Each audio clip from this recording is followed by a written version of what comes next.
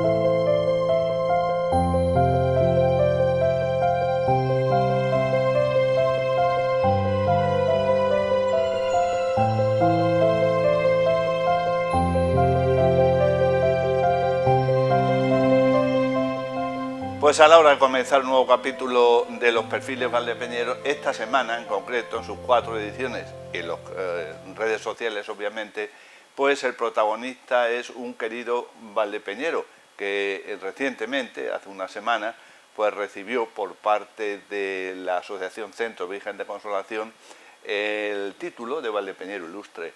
Juan Carlos Pozo Laderas, médico eminente, también docente, residiendo en Córdoba desde hace muchísimos años y bueno, si decimos que es hijo del recordado Juan Antonio Pozo Laderas, toda una institución en el ámbito taurino con su peluquería en la calle Real, pues ya queda todo dicho.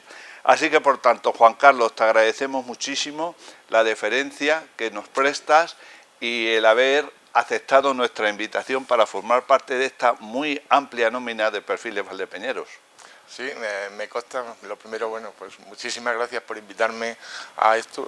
La verdad es que no creo yo ser un valdepeñero tan ilustre, aunque ahora ya tengo el título, pero siempre se agradece y además que sea en tu tierra, con lo cual, pues, gracias por invitarme. Bueno, pues vamos a hacer el recorrido, lógicamente. Pues naces en Valdepeñas. Cuando este programa se emita ya habrás cumplido años, pues naciste un día de San Juan, ¿no? El día de San Juan de 1900... ¿Tiene que ver algo el nombre por eso? Sí, sí, tiene que ver por el día de San Juan y por el rey emérito, por Juan Carlos. Por Juan Carlos, muy bien. Bueno, el sanatorio de Santa Rita, entonces estaba a pleno funcionamiento de don Masi, como le conocíamos. Don Maximiliano Santa Laguna. ¿Por qué zona vivía entonces la familia, Juan Carlos? En la calle Balbuena, número 16. En la calle Balbuena. Enfrente del Cine Proyecciones.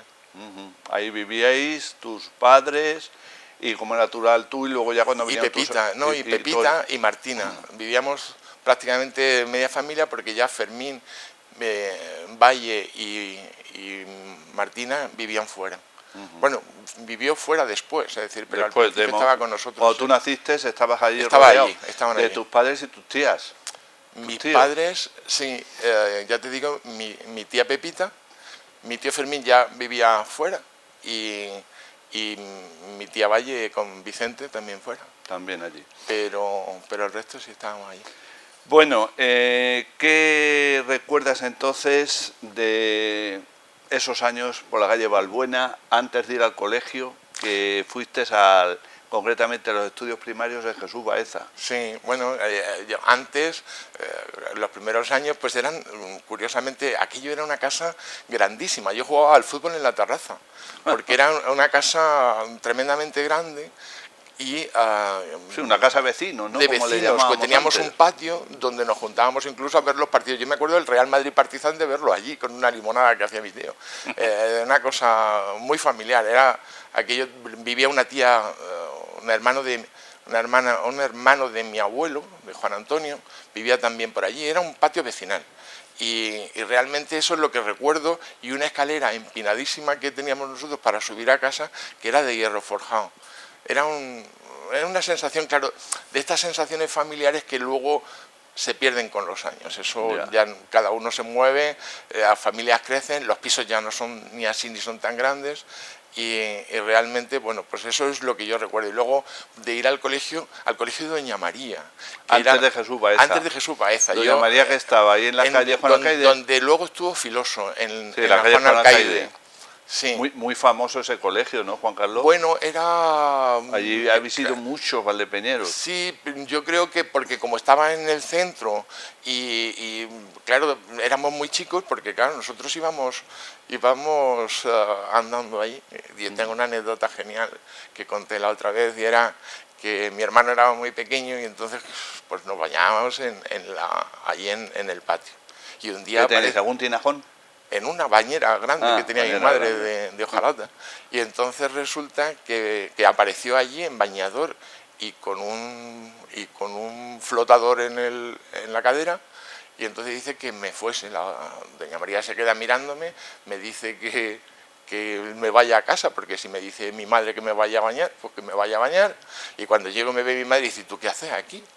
Digo, ¿cómo que yo qué hago aquí? Si me viene mi hermano y me dice que tú me has dicho que yo me venga a bañar, mi madre me quería matar, bueno, a él lo quería matar, claro. Y a mí me decía que ¿qué hago yo? Anda, vete otra vez para la escuela, que tú todavía no tienes hora de venir a bañar.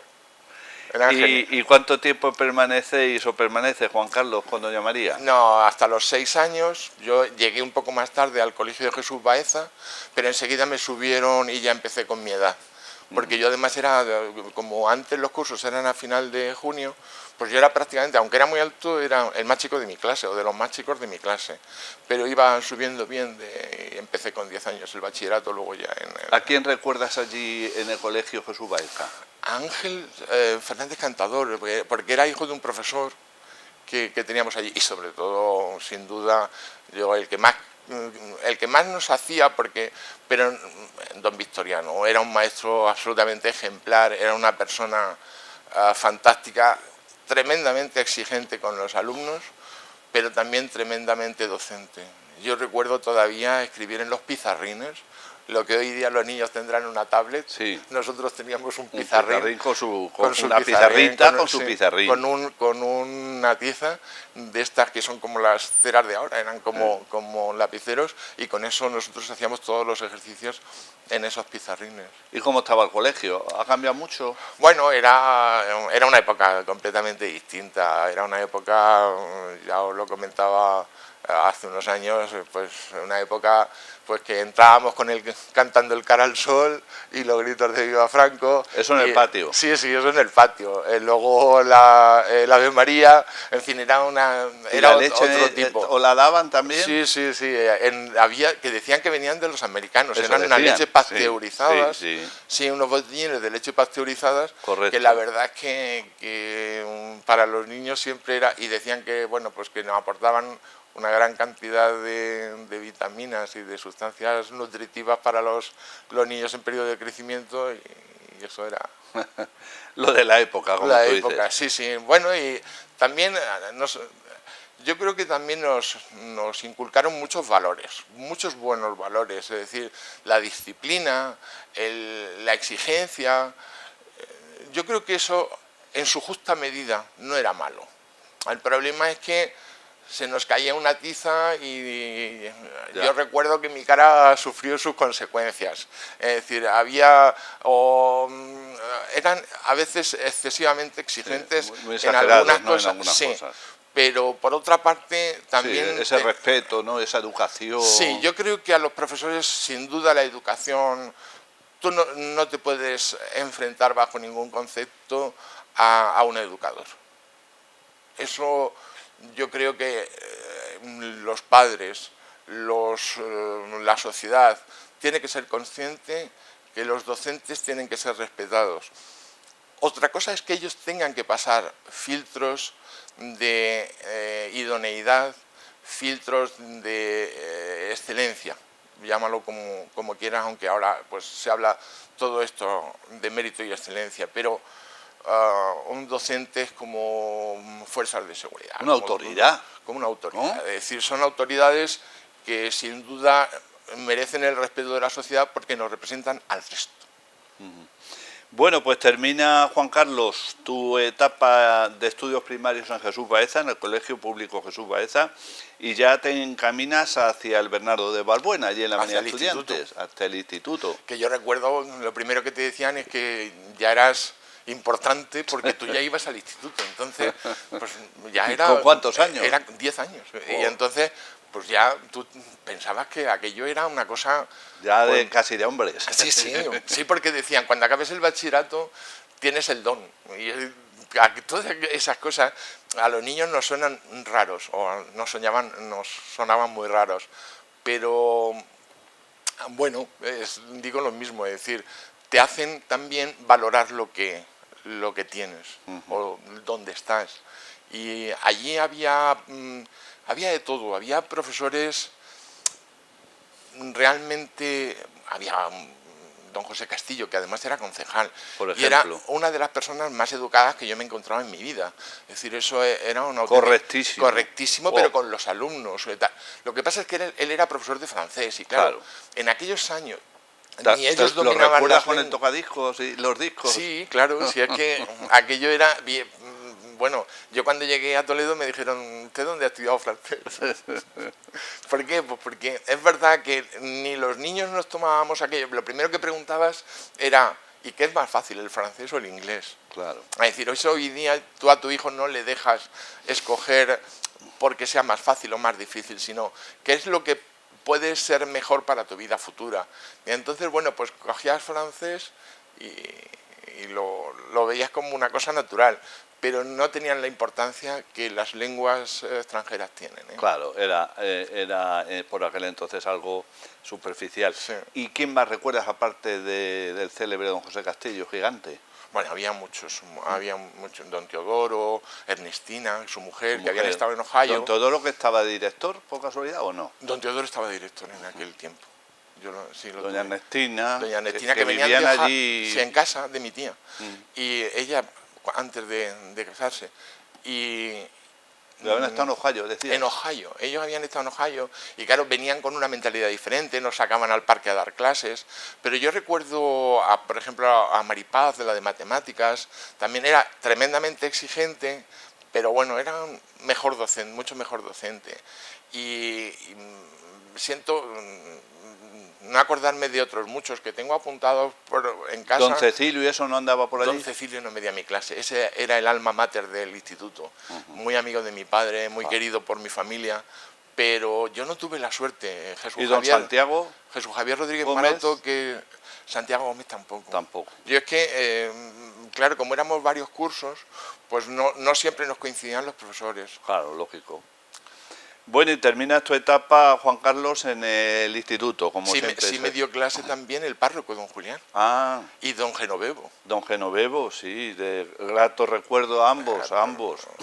Tanto don Julián como don Genovevo, don Napoleón, no sé si te Don Napoleón, pilló claro, por don allí, Napoleón también, sí, todos ellos. Sí. Nos dieron clase de religión y tienes un magnífico recuerdo de ellos. Claro. Pero había más, ya te digo que doña Carmen Cintas. Sí. Esa era pues nuestra musa de juventud, porque era una mujer mucho más cercana con los niños. Claro, era otra edad también, sí, porque había personas más mayores, había una señora de química que yo no la tuve, pues que la veíamos como más distante, había otros profesores que luego estaba también el de educación física y deporte, pero no me acuerdo ahora mismo el nombre. ¿Don Eugenio? Don Eugenio. Don Eugenio también, y otro profesor que era hijo de Juan Francisco, el padre de Juan Francisco, que estuvo también en cosas taurinas, pero no me acuerdo. Sí, hombre, Juan José Maroto. Juan José Maroto, claro. Efectivamente. Que nos daban clases de gimnasia. Entonces, aquello... Bueno, pues era diferente. Hijo, el padre de Juan Félix. Juan Félix, efectivamente. Estuvo al frente de la Peña de sí, porque perdón, porque no me acuerdo de muchísimos nombres, porque han pasado muchos años.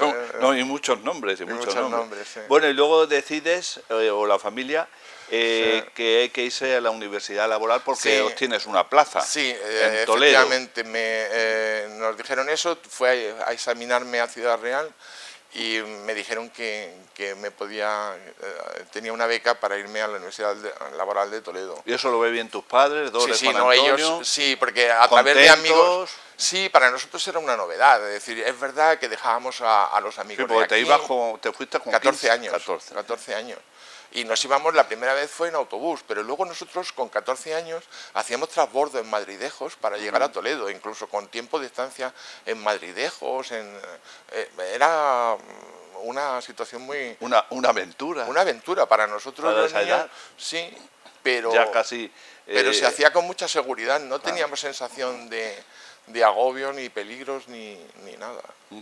Bueno, y llegas allí a la Universidad Laboral a Toledo y aquello era distinto a lo que habías visto, ¿no? Sí. Total, porque además estabas en régimen de internado, ¿no, Sí, Juan Carlos? aquello, eso era, pues, primero, un centro recién construido. Se construyó en el año 72, lo inauguró el príncipe Juan Carlos entonces, y entonces era absolutamente todo nuevo, perfectamente diseñado, todo con muchísimas comodidades y con muchísimas posibilidades de todo. Teníamos unas canchas de baloncesto fantásticas, entrenábamos en el parquet del pabellón con balones medicinales. Wow. Era ya otro mundo. Era otro mundo. Teníamos un laboratorio de idiomas que tardó muchos años venir aquí a Valdepeñas en la caja, el laboratorio de química nuevo. ¿De la Caja precioso. Madrid te refieres? Caja Madrid, sí.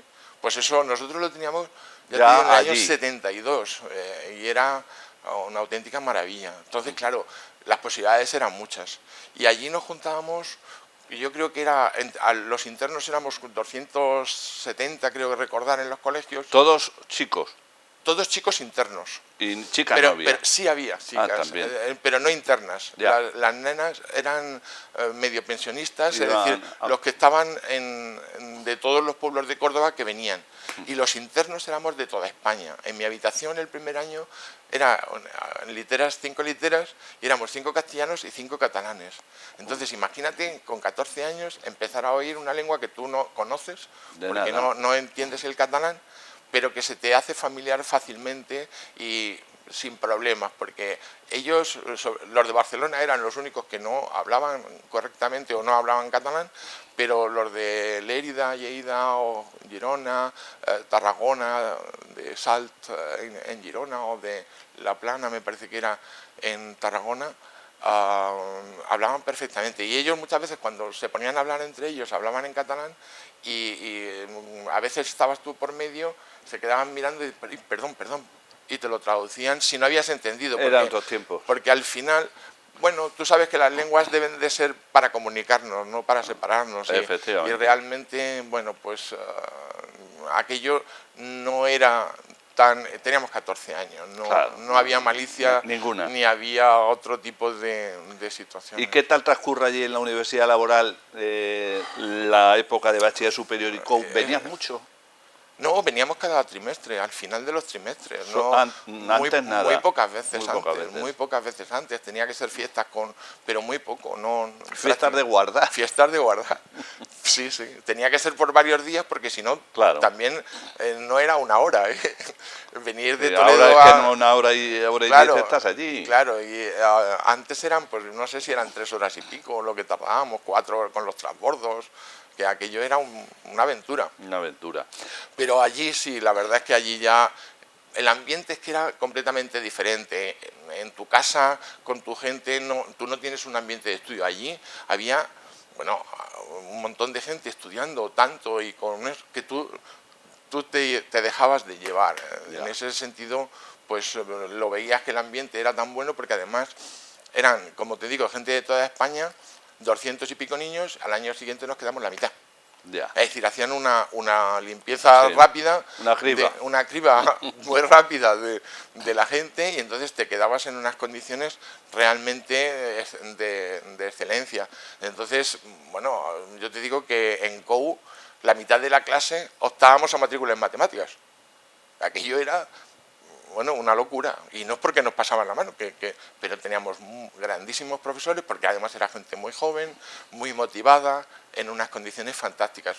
Fue una época genial, es decir, eso es como cuando se empieza cualquier proyecto. luego cuesta más trabajo, pero la ilusión de los primeros momentos, Eso no tiene precio. Sí, esa es la, sí, lo la que ilusión mueve, de lo que todo el mueve, mundo, lo que te mueve. claro.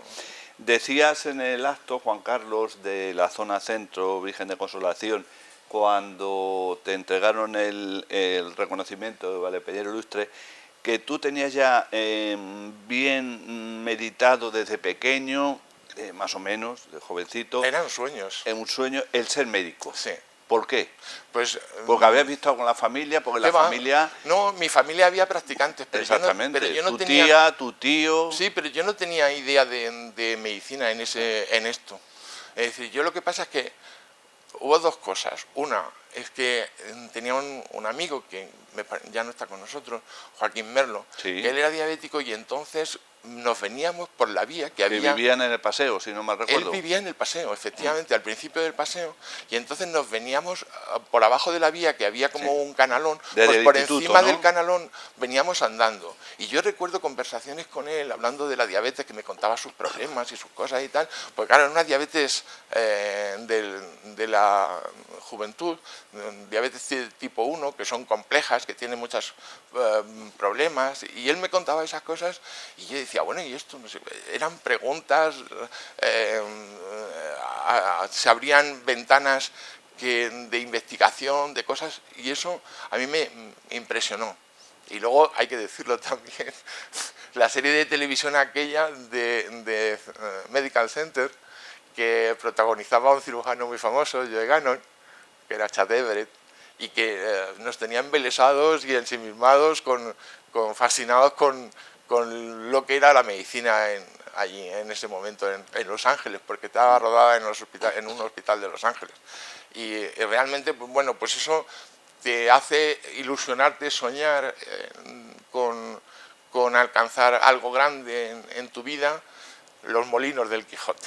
Es decir, entonces tú sueñas eso, piensas que no lo vas a conseguir nunca, pero que ahí está. Entonces, en la universidad laboral fue cuando me dijeron, tienes a Rocinante, tienes posibilidades y tienes armas para poder ir a luchar.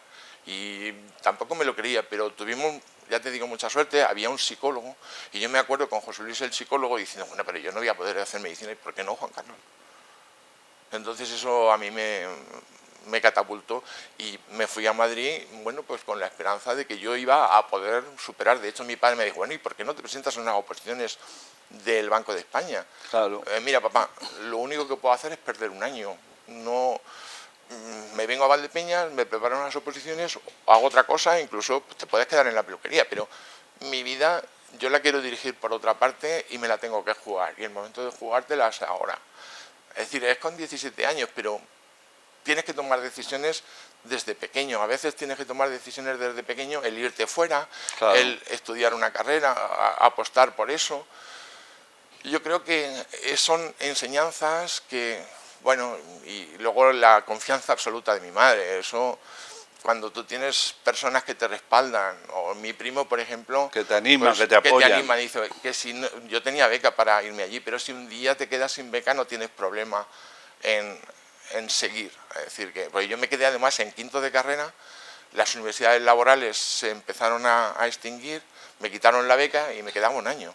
Pero me dieron otra beca del ministerio y con un poco más de dinero de mi padre pude acabar la carrera. Es decir, y otra beca que encontré en el Colegio Mayor, que también por buen estudiante me dieron. En fin, que pude acabar la carrera a pesar de que no era fácil en aquellos tiempos para un peluquero. Claro que sí. Bueno, pues entonces, Juan Carlos, inicias la carrera profesional como médico y lo haces precisamente en una población de la provincia de Ciudad Real, ¿no? Sí, sí.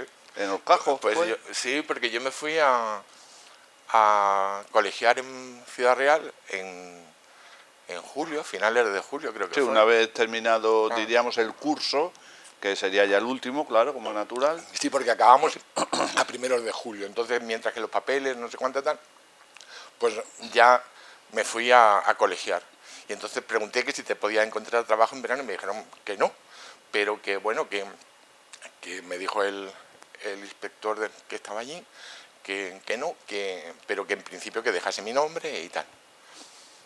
Entonces estoy dando una vuelta con mi amigo Antonio Ruiz Serrano en Ciudad Real y de buenas a primeras nos aparece un señor, se me queda mirando, me viene recto, me dice que a mi hermano Pepe venía con nosotros, que si era Juan Carlos Pozo.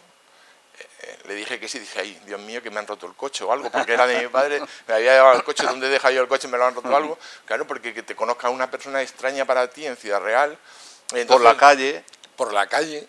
Y dije, bueno, pues habrá visto el coche o alguna cosa.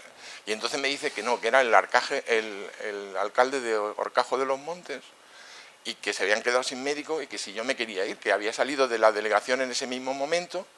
¿Os cruzasteis? Claro, no, él me vio salir cuando él entraba, claro. Y entonces me buscó por los alrededores. Joder, y dio conmigo. Vaya cosas.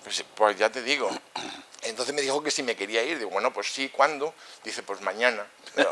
Digo, dame 3 días por lo menos, dame 2 días, primero que y me puedo ir. Y el día 1 de agosto, ya estabas en pues Horcajo. Estaba en Horcajo. De médico. De médico. Jovencillo.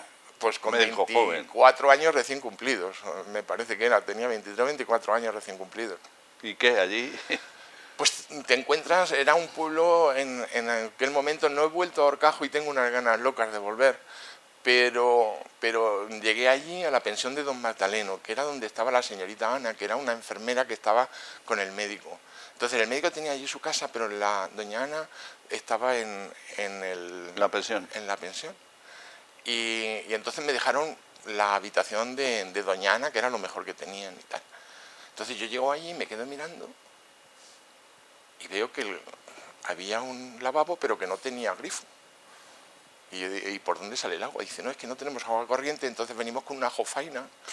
Y yo decía, madre mía, si esto es el Quijote exactamente. Sí, digo, porque sí. Había leído la palabra jofaina en el Quijote y en un libro de obstetricia del doctor Botella Llusià, que era también un poco pedestre en ese sentido, decimonónico, y entonces, bueno, pues...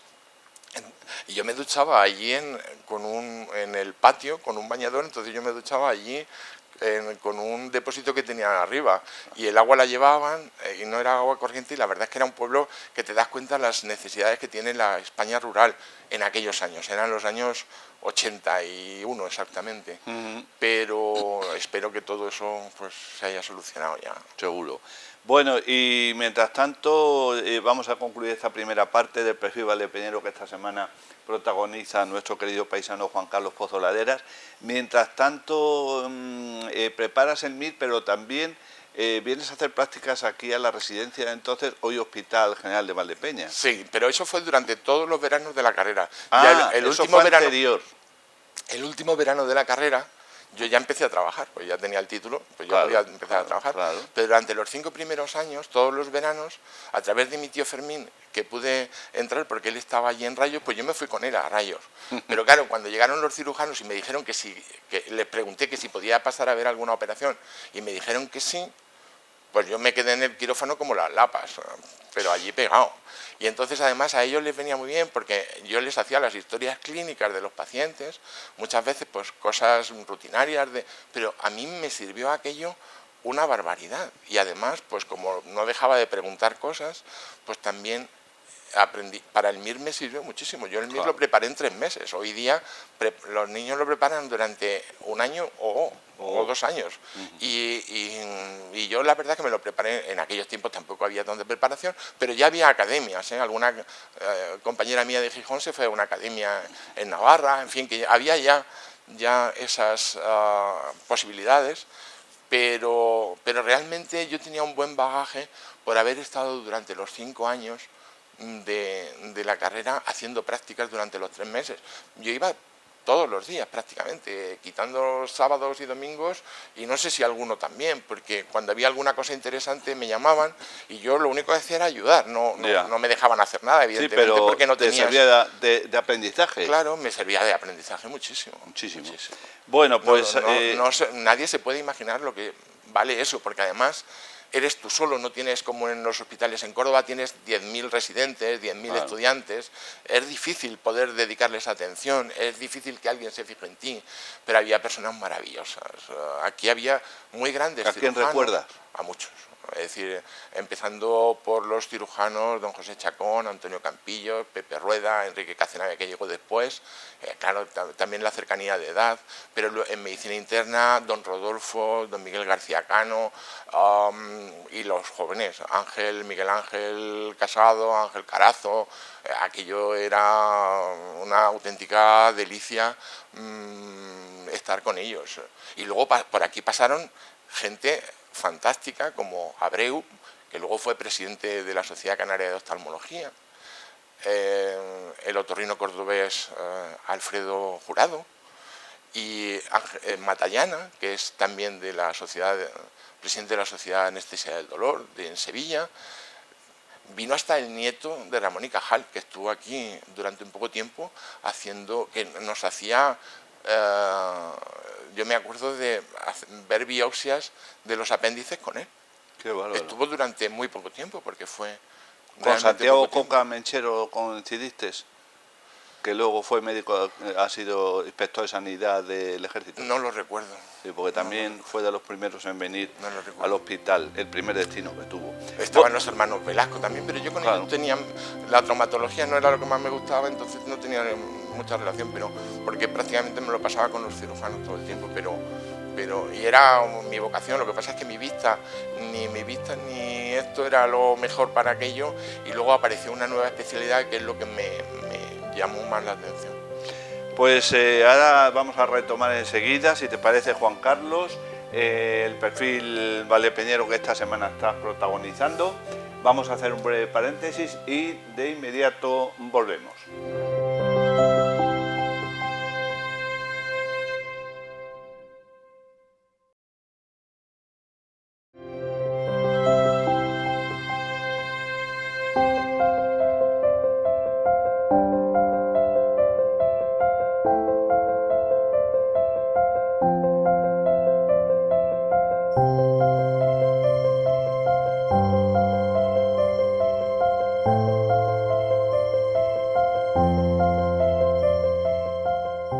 Pues ya estamos de nuevo con todos ustedes tras este breve paréntesis que hemos les hemos ofrecido, porque estamos esta semana como protagonista en los perfiles valdepeñeros, pues nuestro querido paisano Juan Carlos Pozo Laderas, y con él vamos a continuar hablando.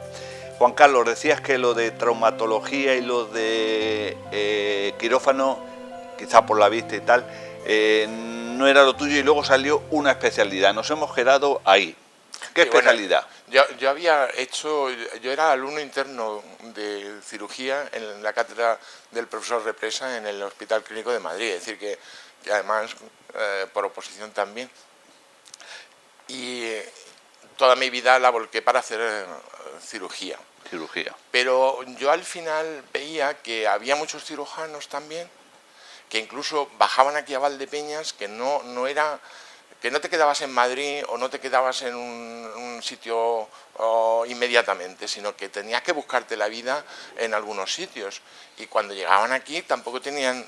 Enrique Cazenave, cuando vino aquí, tuvo que, por ejemplo, estar un poco tiempo hasta que empezar ya a tener su cupo de intervenciones quirúrgicas, que no era tan inmediato como llegar y empezar a trabajar. Y entonces eso pues era un hándicap.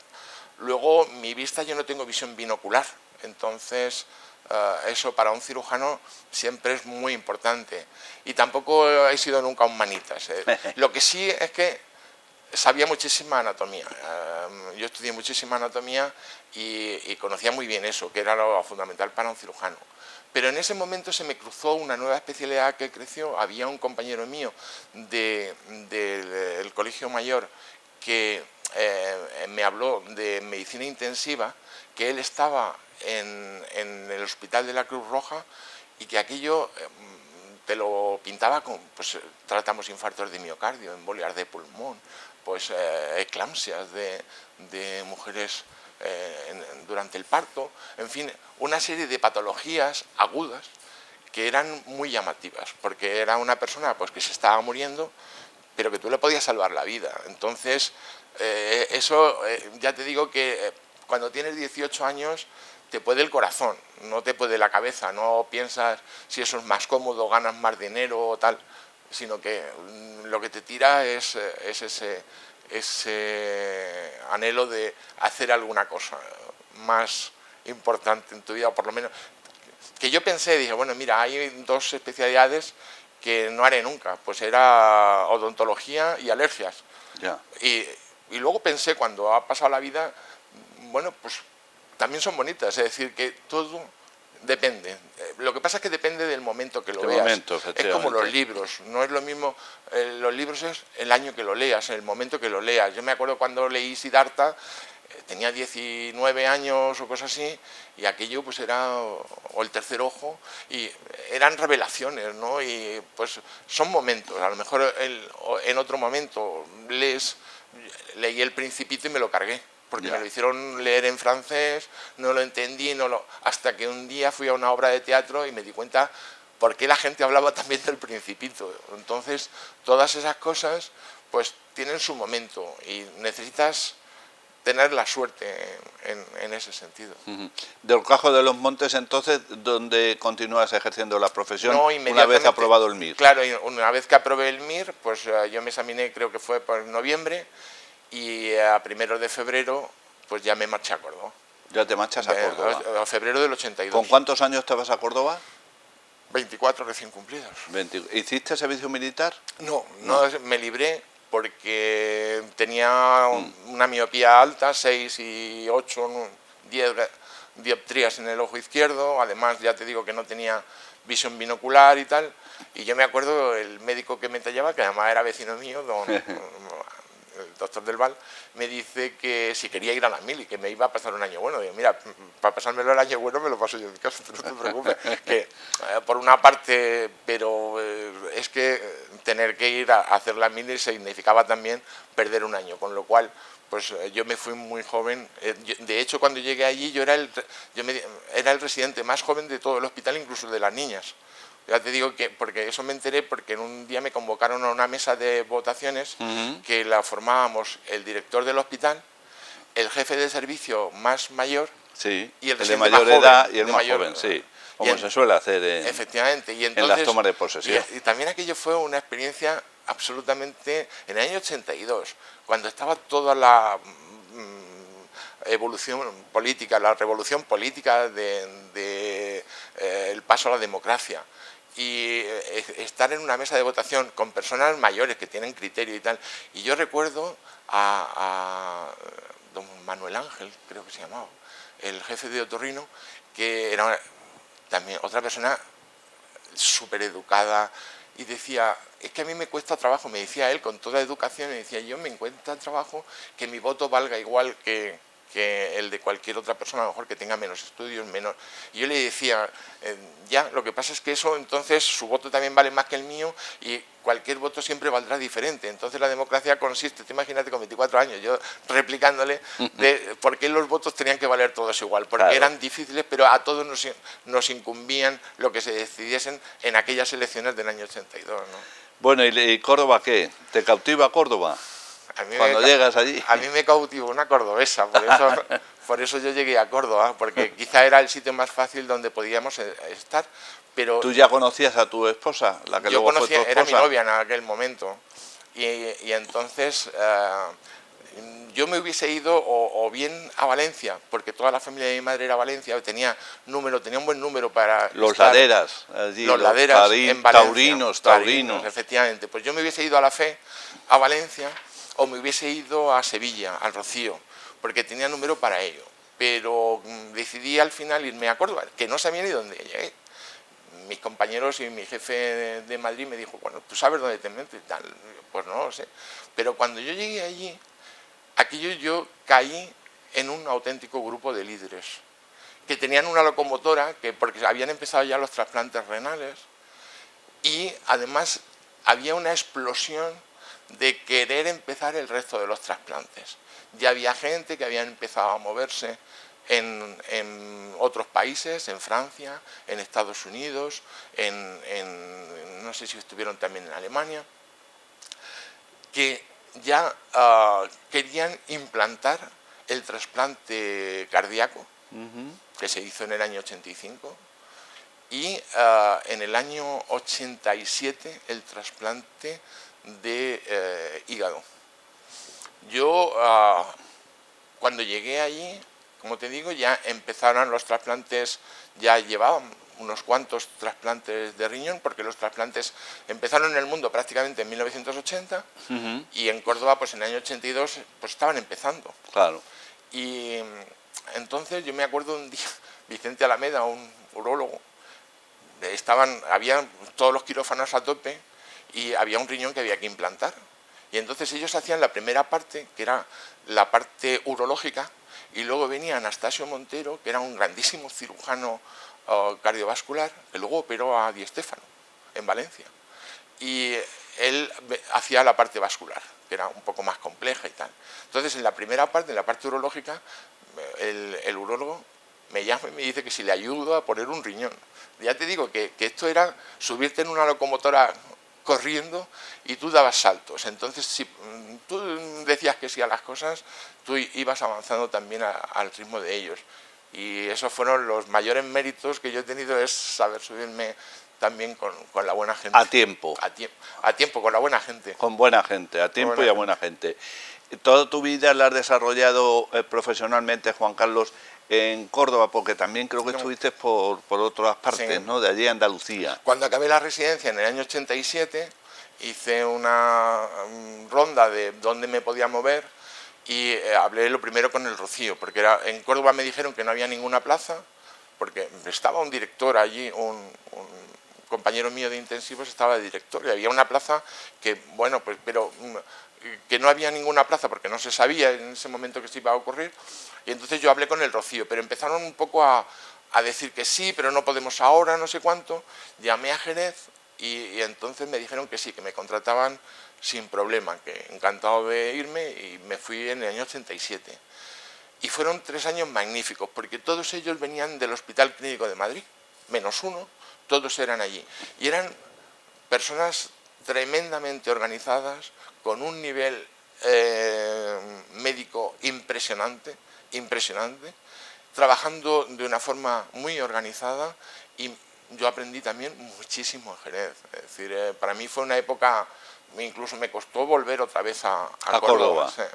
¿Ya sí. te habías casado o no? Ya me había casado y había empezado, ya tenía a mi primera hija Carmen, ya había nacido en el año 88. Entonces yo volví. ¿Y qué nació? ¿En Jerez o en Córdoba? Nació en Córdoba. Nació en Córdoba. ¿Tenéis 2 hijas? 2 hijos, Carmen y Juan Carlos. Y Juan Carlos. ¿Y alguno ha seguido tus Carmen.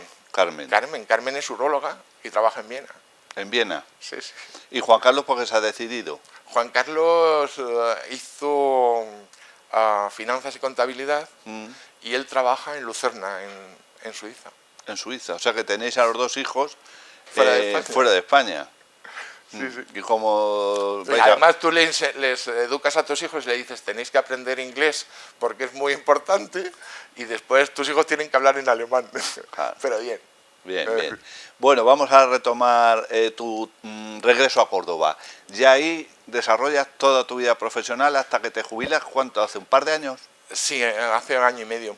Yo, al volver de Jerez en el año 90, ya concursé a bueno, había rechazado una plaza para ir a Linares probablemente, y ya concursé, gané una oposición para quedarme en Córdoba.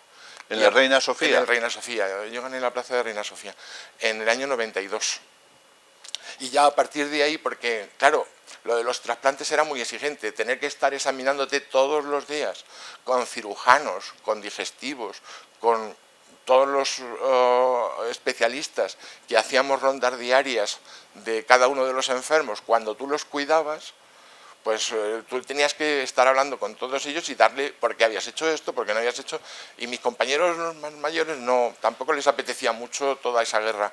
Y entonces, bueno, pues yo entré con esas posibilidades. Para mí era un campo absolutamente nuevo, y yo ya empecé a dedicarme al trasplante. Fundamentalmente el primero que inicié allí fue los trasplantes cardíacos, pero se hacían muy pocos, y los hepáticos, que además yo había hecho mi tesis doctoral sobre trasplante hepático, con lo cual ya pues tenía un bagaje más importante. ¿Y esa ha sido tu especialidad, Juan Carlos? bueno, ha sido medicina intensiva completa porque yo era especialista y trataba a todos los pacientes, pero siempre prácticamente he estado a partir del año 92 dedicado a los trasplantes de órganos sólidos. Al principio había muy pocos o menos de corazón, había muchos de hígado y el pulmón empezamos, pues los primeros, no me acuerdo si fue 95, cosas así, no lo recuerdo ahora mismo con exactitud. El primero además lo traté yo y después ya el doctor Robles fue el que se quedó. Entre todas esas cosas, también has realizado una buena labor docente durante algunos años. Bueno, durante mis últimos años, es decir, yo había querido entrar en la universidad antes, pero por unas motivaciones o por otras siempre era difícil, además con el trabajo tampoco podías, tenías también compañeros mayores que tú y con currículum pues también más importantes, y ya al final, en los últimos años, fue cuando yo concursé y gané mi plaza de profesor asociado de medicina intensiva, porque también es que al principio no había la asignatura de medicina intensiva, sino que estábamos en parte en cirugía. Yo creo que fui el primero, el segundo profesor de medicina intensiva como tal. Después del doctor Guerrero, yo creo que fue. Allí en la universidad. En la Universidad de Córdoba. De Córdoba. Bueno, luego si tuviéramos que hablar de tus diferentes publicaciones científicas, aquí hay una muestra, ¿no? Bueno, Juan Carlos. Sí, tampoco son tantas, es decir, el papel aguanta muchas cosas, pero es verdad que también, bueno, pues ha sido una carrera larga, hemos publicado, yo también, mi interés de investigación ha sido una parte, porque pienso que los médicos tenemos que tener los 3 pilares de docencia, asistencia, investigación y docencia. Es decir, eso creo que es lo más completo. Tienes que primero aprender y luego enseñar también, pero la asistencia es la base de absolutamente de todo. Hay gente que no le gusta solamente nada más que la asistencia y es tan digno como el que se dedica solamente a las publicaciones. Lo que pasa es que a mí publicar solo no me gusta, la docencia solo no me gusta y la asistencia solo no me gusta. Me gusta todo. Bueno, luego también en este libro que vas a dejar aquí en Valdepeñas, ¿no? En la biblioteca. Para la biblioteca municipal, primero porque, bueno, pues, aquí en Valdepeñas creo que todavía no hay una unidad de cuidados intensivos. ¿Todavía no? Todavía no. Pues animo a que también haya unidades de cuidados intensivos. Reconozco que se necesita una serie de infraestructuras, porque si no es verdad que hoy día con el transporte rápido, pues a veces es mejor tener especialistas cualificados porque no es fácil. Es decir, es como el trasplante de órganos, no los puedes tener en todos los sitios, o los aeropuertos no los puedes tener en tu casa, pero sí que es verdad que si a alguien le puede venir bien pues para estudiar medicina o para abrir un nuevo campo, pues es un libro que editó la Sociedad Andaluza de Medicina Intensiva, y que yo colaboré como coeditor de la sección de digestivo y publiqué pues algunos capítulos, por ejemplo, pues el fallo hepático agudo y el trasplante de hígado, que es lo que he sido más especializado. Bueno, y ahora entonces, hace año y medio jubilado ya, tanto profesionalmente de la sanidad como también de la docencia, ¿no? Sí, porque como era profesor asociado. Cuando dejas un cargo... Dejas el otro. ¿Y ahora cómo llevas el día a día allí en Córdoba? Bueno, pues los jubilados tenemos también muchas cosas, ¿no? A mí me decían, pues luego tienes que buscarte cosas para ocupar el tiempo. Sí, búscate algo, ¿no? Para ocupar el tiempo. Entretenerte. El problema es que el tiempo lo que pasa es que te falta. Claro. Porque ahora es cuando tienes, lo que yo le decía, o he comentado muchas veces con Carmen, mi mujer, pues es cómo podíamos hacer antes estas cosas. Es que ahora las hacemos un poco más lentos, pero es que es verdad que, bueno, pues ya no tienes niños, ya no tienes los guantes, tal, y entonces empiezas a ocupar tu tiempo con otras cosas. También es verdad que, bueno, pues le dedican mucho más tiempo a la casa, le dedican mucho más tiempo a la familia, pero puedes viajar a ver a tus hijos fuera, puedes también hacer otras ocupaciones que tenías por allí y que no le podías dedicar el tiempo necesario porque tu tiempo se ocupaba en tu trabajo, en tu profesión. Claro. Entonces, pues ahora cosas que incluso yo empecé aquí en Valdepeñas, por ejemplo, a jugar el ajedrez en la OGE.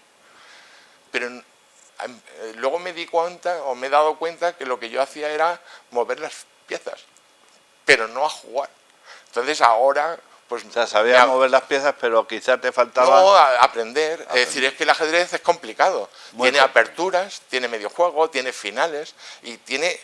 Cada cosa de eso tiene un mundo, pero es un mundo inmenso. Entonces ahora le tienes el tiempo de que tú antes no podías estar algunas horas viendo vídeos o viendo partidas o aprendiendo aperturas.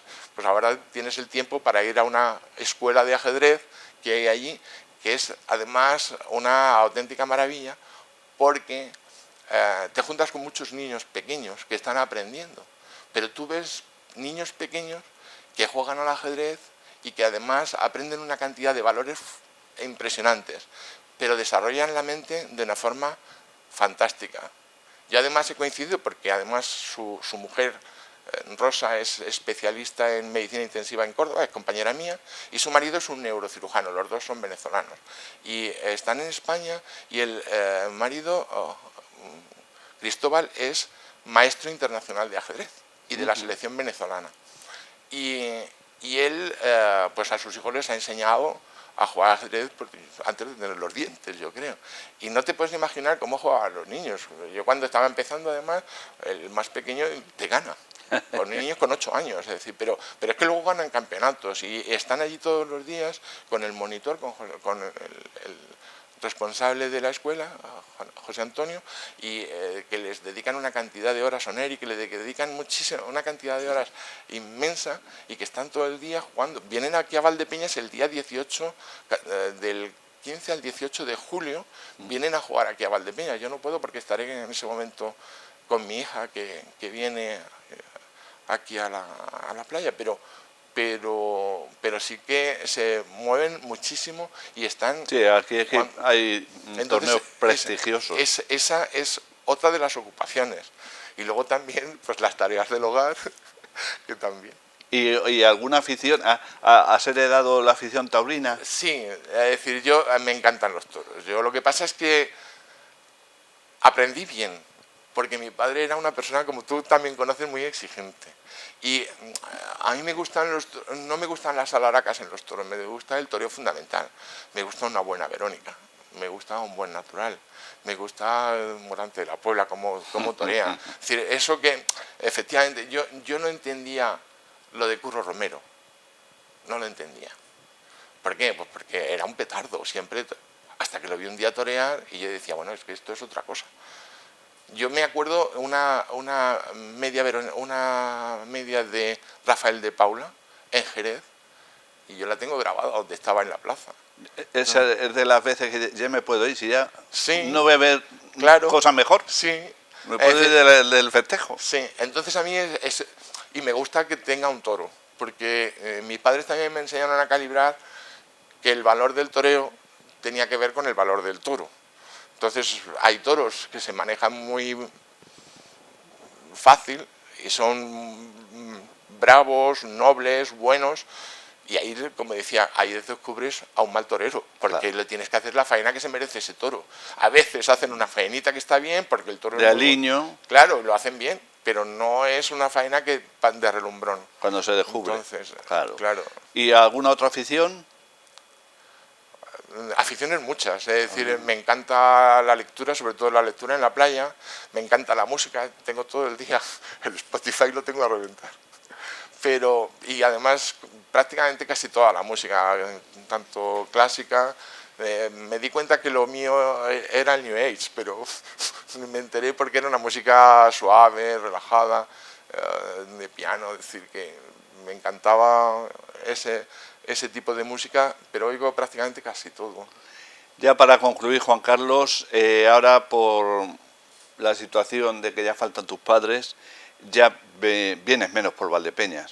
Sí, aunque todavía mantienes primos y demás. Sí, por desgracia venimos muy poco. Primero, pues porque por otras razones familiares tenemos que pasar un tiempo largo en Córdoba. Luego porque nosotros nos vamos a la playa y estamos prácticamente casi todo el verano en un apartamento que tenemos en Huelva. Y entonces, bueno, pues todas esas cosas hacen que te cueste más trabajo poder venir, porque además precisamente pues en fiestas o en que es cuando pues también por el calor, te cuesta más trabajo, y al no tener una casa, Claro. tampoco tengo aquí mis amigos Jesús Javier Rodríguez o su hermano, tal, que antes pues era un grupo que estábamos aquí más tiempo, pues ahora es más difícil, pero siempre cuando vienes encuentras amigos. Antonio Serrano, por ejemplo, pues ayer me lo encontré por la noche, en fin, que siempre encuentras gente que de tu época, de tu época. De tu niñez, adolescencia, y entonces, bueno, pues siempre es muy grato volver aquí. Pero nos cuesta trabajo, porque ahora las reuniones familiares las hacemos en Tomelloso muchas veces, porque mi hermano pues allí tiene una casa un poquito más grande y, por ejemplo, pues mañana estaremos allí. Bueno, y ¿qué te aunque vengas poco, Valdepeñas, de lo que era a lo que ahora es? Hombre, yo cuando vengo a Valdepeñas la veo con más empaque, es decir, la veo más bonita. Ayer Carmen venía hablando de lo limpia que estaban algunas calles o el buen ambiente que tiene la plaza. Lo que pasa es que, claro, como tienes tantos recuerdos, tú esto lo ves como cuando ves a tu novia. Es decir, tú no eres objetivo. A mí Valdepeñas es que me gusta, pues porque tiene rincones preciosos, el convento, la zona del convento, la zona de simplemente el paseo de las tinajas. O el de la estación. O el de la estación. Bueno, en la estación nosotros tomábamos café cuando estábamos en la época de la adolescencia, finales ya del bachillerato, principios de años de la carrera. También en los veranos nos juntábamos allí en el bar Express. Claro. Y claro, esos paseos eran magníficos, las tertulias eran ambientadísimas. Y la feria de allí, también, bueno, la feria del vino. La feria del vino, cuando aquí venía Nino Bravo, cuando aquí venía Rafael, cuando aquí venía Serrat, es decir, que cuando aquí venía Perales. Es decir, sí, en la feria de agosto. La feria de agosto, diríamos. Sí. Que la feria de agosto, que claro, también es otra época, porque ahora a lo mejor pues para ti hace mucho calor y tal, pero cuando tienes 20 años, aquello no además, tenías ese problema. Se llevaba a cabo lo de en agosto frío en Rocho, porque la verdad que no hacía tanto calor, al menos por la tarde El noche. cambio climático se nota. Se nota. Aunque... Bueno, y Carmen es cordobesa, tu esposa. Carmen es cordobesa. Ya y mis hijos son cordobeses. Todos de Córdoba. Y ya la conocías antes la conociste en Madrid. Y entonces tu primer destino, no dudaste, has comentado, Juan Carlos, porque claro, Carmen también... Yo la conocí de casualidad, porque un día saliendo de la facultad venía con una compañera mía de la Universidad Laboral de Toledo. Y al ver a Ana, pues hola Ana, ¿qué tal? ¿Cómo estás? Y ella era compañera de colegio, entonces venían las dos juntas. Y poco después, un día me llaman y me dicen, oye, que queremos que bajes a tomar café, que vienen unas amigas del colegio mayor, otros de mi colegio mayor. Y en fin, que ahí ya hubo... Hay un flechazo. Bueno, ¿y Córdoba cómo está para concluir? A ver, recientemente se ha celebrado la feria, sí. Semana Santa anteriormente, las cruces, los patios, en fin, todo. Córdoba es una ciudad milenaria, Córdoba es una belleza, tiene unos rincones magníficos, una cultura impresionante. Yo qué sé, yo he tenido mucha suerte en los sitios donde he vivido, porque de todos los sitios tengo unos recuerdos fantásticos. Yo lo tengo porque nací en Valdepeñas y son mis raíces, mis principios, mis valores, todo. Pero Toledo, es que Toledo tiene un encanto especial. La zona donde está el parador de turismo, ahora mismo no me sale el nombre, y tú ves Toledo sí, es como si vas a la Academia de Infantería claro, o vas sí. a San Servando. Nosotros íbamos a jugar a San Servando. A la Cuesta de San Servando. A jugar a San Servando a baloncesto. Claro. Y luego Madrid. Madrid es un auténtico, para mí, maravilla. ¿Qué pasa? Que para trabajar en Madrid no es cómodo, pero para conocer Madrid, pues el Palacio Real, los paseos que tiene, impresionante, los museos, ir al Museo del Prado. Yo me acuerdo un día de haber ido solamente a ver las pinturas negras de Goya, es que eso merece la pena. Si no lo has hecho una vez en la vida, ver el Palacio Real de Madrid. Me acuerdo, me llevé a mi madre y mi madre estaba alucinada de lo que veía allí, porque además a ella la historia le encantaba. Y estaba fascinada. Y Córdoba es una ciudad milenaria, con las tres culturas como Toledo. Y Jerez, un vino magnífico.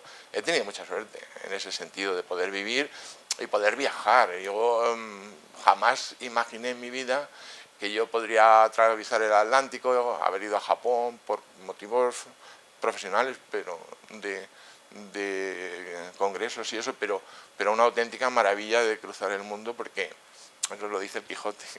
Quien anda mucho y lee mucho, sabe mucho y conoce mucho, ¿no? Bueno, Juan Carlos Pozo Laderas ha protagonizado precisamente este perfil valdepeñero esta semana. Las redes sociales también lo pueden encontrar en cualquier momento. José Javier Taviro es el operador de cámara, Luis Fernando Díaz Gallego se encarga de la realización. Si quieres añadir alguna cosa más. No, nada más, que para mí ha sido un auténtico placer estar en Valdepeñas, recibir el reconocimiento de Valdepeñero Ilustre 2025, pues tengo la conciencia de que hay muchos otros valdepeñeros y valdepeñeras que lo merecen tanto más que yo, pero que lo llevaré con orgullo y con respeto, intentando pues cada día de mi vida ser digno de él. Eso es evidente, pero es un placer siempre que te lo reconozcan en tu tierra.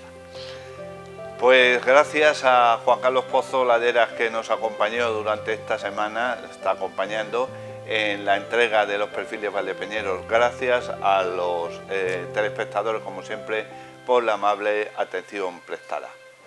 Bueno, en primer lugar, quiero agradecer a las personas que me propusieron para este reconocimiento de Valdepeñero Ilustre 2025, que acepto con humildad, consciente de que hay muchos otros valdepeñeros y valdepeñeras que tienen muchos más méritos que yo, tantos o más méritos que yo para haber sido designados. De todas maneras, lo acepto con orgullo y con respeto y espero hacerme digno de él. Estoy seguro, sin duda, que las entrañables amistades que mis padres cultivaron en Valdepeñas, pues es lo que ha hecho pesar la balanza a mi favor. Todos conocéis, o muchas personas conocían a Juan Antonio Pozo, el peluquero de la calle Real. Es una persona que fue respetada en su trabajo y admirada en su pasión, que era la tauromaquia, y seguro que eso ha sido mi mejor aval en este reconocimiento. También quiero dedicárselo a mi madre, una persona que fue querida sobre todo por sus sobrinas y que atesoraba una serie de virtudes que a nosotros nos inculcaron desde pequeños. Aprendimos lo que era la nobleza, lo que era la empatía y la confianza absoluta en nosotros, en sus hijos. Yo de Valdepeñas me llevé mis raíces, lo que nuestros padres nos inculcaron, una serie de principios y de valores fundamentales, como es el sacrificio, el esfuerzo y el querer conseguir el mérito y la excelencia. Pero de Valdepeñas me llevé mucho más que mis raíces, me llevé también pues los amigos de la adolescencia, me llevé también mi vocación. Cuando yo salí de Valdepeñas ya tenía muy claro que yo quería estudiar medicina. Eso fue a través de las charlas con mi compañero Joaquín Merlo cuando veníamos del instituto, y él me hablaba de su enfermedad de diabetes. Hay muchas otras cosas que nosotros nos hemos llevado de aquí. Fundamentalmente el ejemplo del esfuerzo incansable de nuestros padres, de nuestros tíos. También muchos conoceréis o conocíais a Pepita y a Fermín Pozo, que eran practicantes, como se llamaban antiguamente a los enfermeros, y a mi tío Vicente, el pescadero que trabajaba en el mercado. eran gente que me enseñaron el ejemplo del esfuerzo infatigable. Pero además yo estoy en deuda porque estudié medicina, como os digo, en Madrid, pero los veranos los pasaba aquí en Valdepeñas, y tuve la fortuna de poder estar durante todos los veranos haciendo prácticas en el hospital. Aquí había magníficos profesionales, como me imagino que ahora, que no los conozco, pero entonces también había magníficos profesionales, y yo estoy en deuda con ellos, sobre todo con Antonio Campillos, con José Chacón, con Pepe Rueda, con Cacenave. Había otros muchos que fueron magníficos, que pasaron por aquí, que hoy día incluso recordáis, aunque ya no viven, no trabajan en Valdepeñas. Yo lo que os quiero decir a los más jóvenes es que Valdepeñas tiene muchos valores que tenéis que aprovecharlos, y merece la pena luchar por Valdepeñas y continuar el legado de las asociaciones que trabajan por ello. Gracias.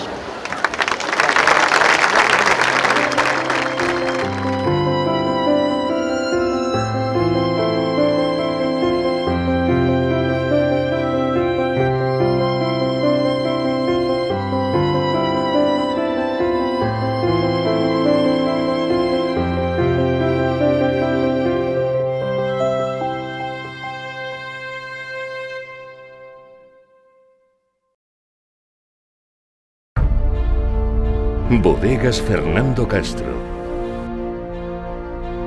Bodegas familiares desde 1850.